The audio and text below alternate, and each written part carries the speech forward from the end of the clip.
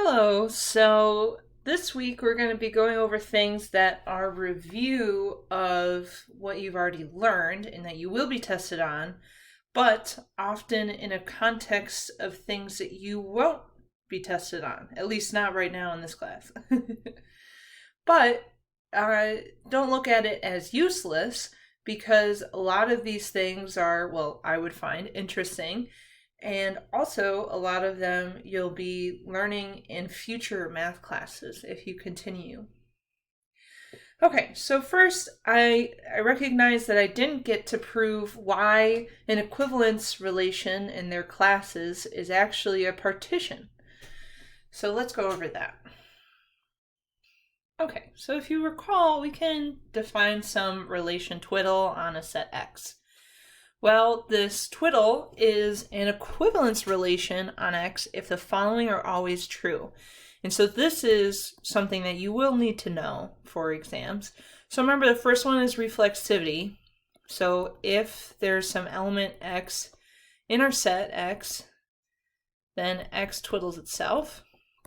The second is called symmetry. So if X twiddles Y, then Y twiddles X. And part 3 is transitivity. So if X twiddles Y and Y twiddles Z, then X twiddles Z. Oops. Okay, and so then when we have an equivalence relation, we know we have equivalence classes. So I'm just going to go over the general definition. So if we talk about some element Y, it's the set of all elements X in our set such that X twiddles Y. Okay, and so remember, it doesn't matter which way we do it. It doesn't matter if we say X twiddles Y or Y twiddles X, because we know we have symmetry, right? Because you only define an equivalence class if you have an equivalence relation. Okay, so the question is, why do these classes, the distinct classes, because remember, we showed examples where, well, two elements could give us the same class and stuff. So why do these elements give us a partition? Okay, so let's talk about very much in general. So let's say that, say the equivalence classes of twiddle on X are, and so maybe we start with like X1, X2, and it may go on forever, it may stop somewhere, we don't know. Where Xi does not equal Xj if I is not equal J. And so notice that's part of our definition of the partition, or it may look like that, but in fact, actually, I'm just talking about the elements that we're defining the classes. Okay. All right. So now we kind of need to remember what the heck is a partition. So a partition is a collection of sets. Say capital Xi, such that if Xi, such that, so we have the two things. So Xi intersects Xj equals the empty set I not equal to J, and the union over the index of Xi is the whole set X. So partition over X. Or maybe I just lowercase this. So a partition over our set X is a collection of sets Xi such that Xi intersects with Xj is the empty set whenever I is not equal to J. And the union of all these things equals X. Okay, so now we just need to show that the equivalence classes of twiddle on X are, in fact, a partition. They do create a partition. Okay? All right, so let's start. Okay, so I thought I would just write it out like the question. Show equivalence classes, define a partition. Okay, so to start a proof, I'm going to say that these classes are the distinct equivalence classes of twiddle on X. Okay, so all I mean by distinct is that they're not exactly the same sets. Okay, so right now we're not assuming that they have no overlap with each other. Maybe they do, but it wouldn't be their entirety. So we wouldn't have the equivalence class of X1 equals the equivalence class of X2, for example. But maybe they do have some overlap because we haven't shown that it's actually a partition yet. Okay? All right, so now let's start with this part maybe. We'll call this part 1, part I or something. And then maybe, maybe we'll call it part A. Because the I, and I, I'm probably going to use that with the equivalence relation stuff that we had before. Okay. So let's start with part A. So let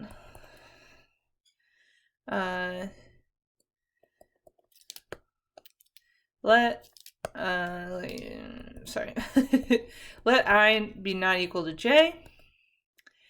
Consider xi intersected with xj.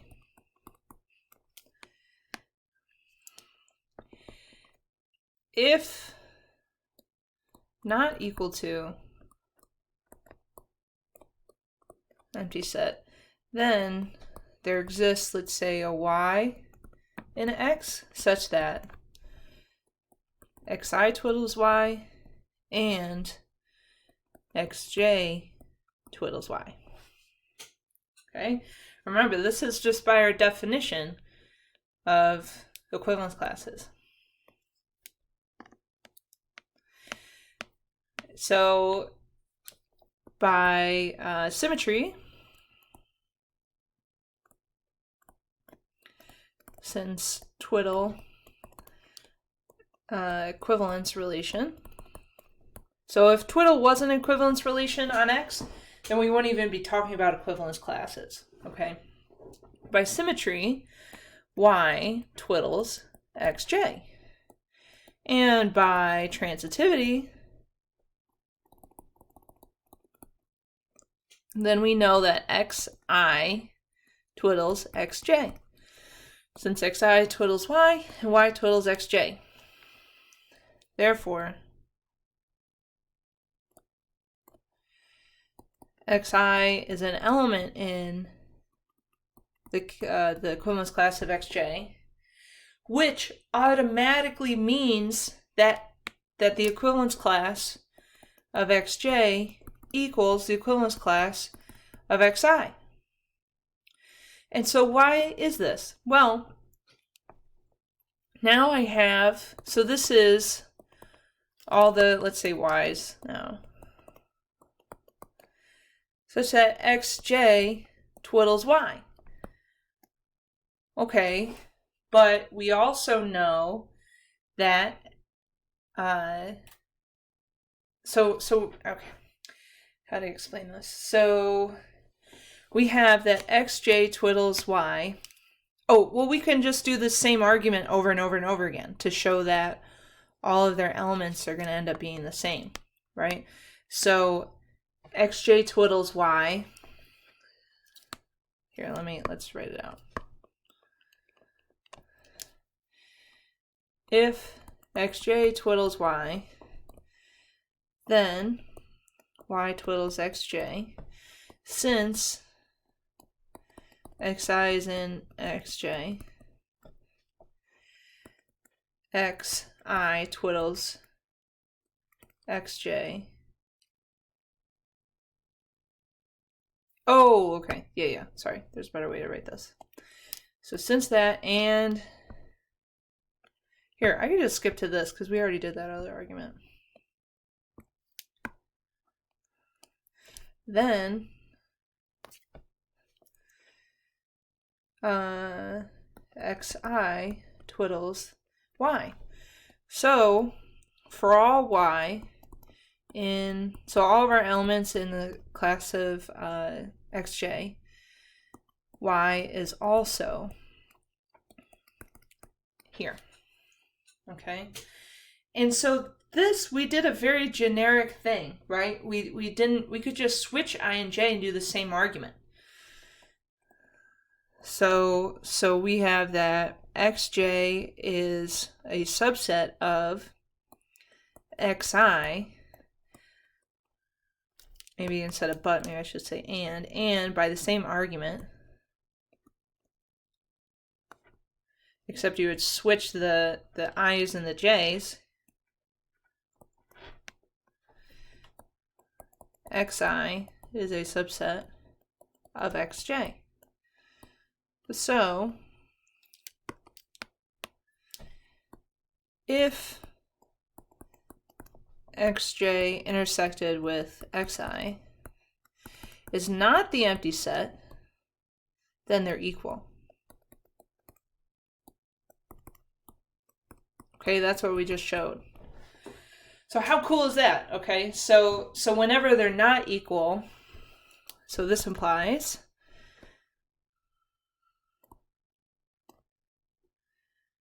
so remember we said that each of these are going to be distinct.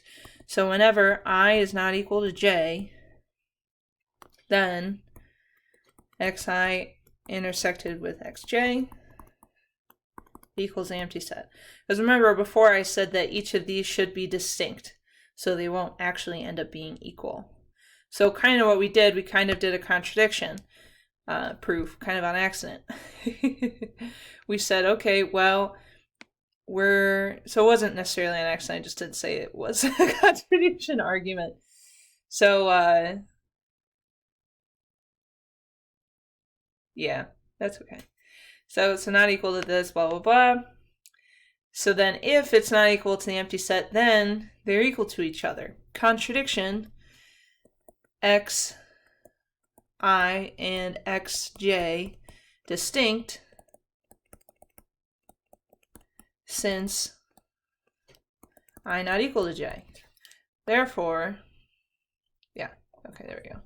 So let me, by way of contradiction, see, I told you I love contradiction proofs. I often sneak them in there without me even realizing it. All right, so now I want to show that the union of all of them has to be everything, all of x, okay? So let's just consider the union of all these xi's, okay? So we want to be able to show inclusion both ways. So here's another review within our review, because we really need to be able to show that sets are equal to each other, okay? So before we accidentally found that they're equal to each other, but now we're actually going to try to show that this is equal to, that they're equal to each other. So maybe let's say consider y as an element in this union. So what do we get? So then we get that y is in maybe xj for some j. And by our work before, we actually know it's going to be in a unique j.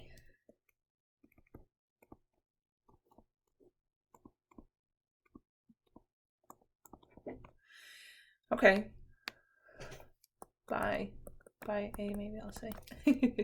Because remember, if two of these classes both have y in them, then their intersection is not the empty set. So then they're actually going to be equal. How cool is that? Okay. So here we have y as an element in here. So that means, oh, well, of course. Yeah, I don't know, maybe this is just like a gimme, but then x has to be an element in x.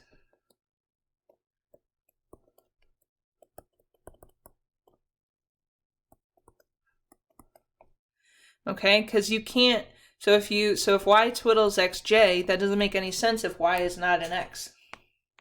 Okay, all right, boom, roasted, one direction. Now we need the other direction. Consider y in our x. Well, we know y twiddles itself. So y is in the equivalence class of y. Okay. Which has to be equal to some equivalence class xi.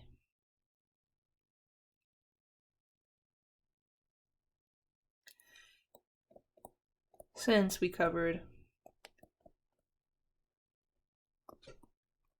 all equivalence classes.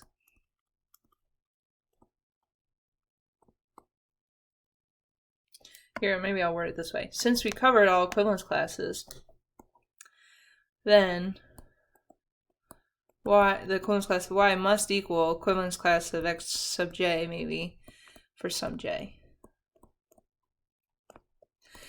So who knows, maybe when we first did pick who our representatives would all be, maybe we did literally pick y for some, you know what I mean? So really all we need is, well, y is in an equivalence class because we know y twiddles itself. Okay? So y is in its own equivalence class. And maybe that's the only element in that equivalence class. We don't know. But that's okay, either way, because we covered all equivalence classes, so the equivalence class of y must be represented somewhere. And maybe our xj wasn't actually y, maybe we didn't write it like that. Let's say we were looking for, let's say our two equivalence classes were the even integers and the odd integers, okay, and you picked 4, okay? You know that 4 twiddles itself, and then 4 is in its own equivalence class, but the equivalence class of 4 is also equal to the equivalence class of 0, because they're both even, right? Which is equal to the equivalence class of 2, you know, et cetera, et cetera, et cetera. Therefore, X is a subset of the union of xi's, since xj is a subset of the union of the xi's. Okay, they might be equal. Maybe only have one equivalence class. That's okay too. Therefore, X equals the union of the equivalence classes. Woohoo! Oh wait, no, we still need to say like it's a partition. Therefore, the distinct equivalence classes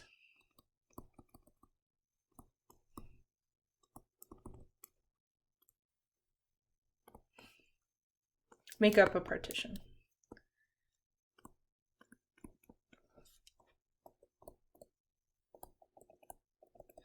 All right, so I really enjoy this proof. So why it's kind of exciting is there's so many ways you could have gone about it, right? But also, you have to use every single one of these, okay? So in part A, we use symmetry, so we use I, and then we use transitivity, oops, sorry, symmetry is I. And then here we had to use reflexivity. So it really is important. It's important how we defined equivalence classes. It's important how that equivalence classes are only if we have an equivalence relation. Because if any of these fell apart, so like if you didn't have reflexivity, then you couldn't guarantee that the union of the classes were going to be equal to X. Or if you didn't have symmetry, you couldn't guarantee that any two distinct classes would have the intersection of the empty set. All right. Well, I think this is going to be released like Thanksgiving break. I hope you all have a great time, a great holiday.